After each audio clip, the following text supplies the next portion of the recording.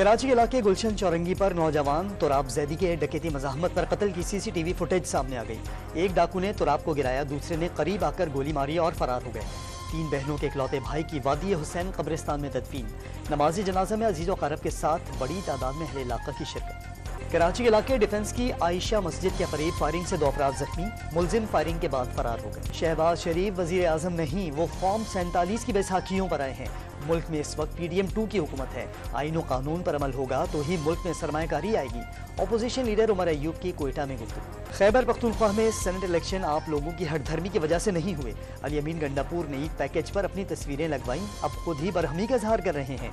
वजीर इत्तलात पंजाब आजमा बुखारी का गंडापुर और बैरिस्टर सैफ के बयान पर रद्द है। जमात इस्लामी की जानिब से कोयटा में सरबराह हम्मास इस्माइल हनिया के बेटों और पोतों की गायबाना नमाज जनाजा की अदायगी। बड़ी तादाद में लोगों की शिरकत। इस मौके पर फलस्तीनियों की फतह के लिए दुआ भी की गई। कोयटा समेत बलूचिस्तान के मुख्तलिफ शहरों में तेज हवाओं के साथ बारिश। कलात और गिरदोनवाह में रेत के तूफान से हर शय धुंधला गई।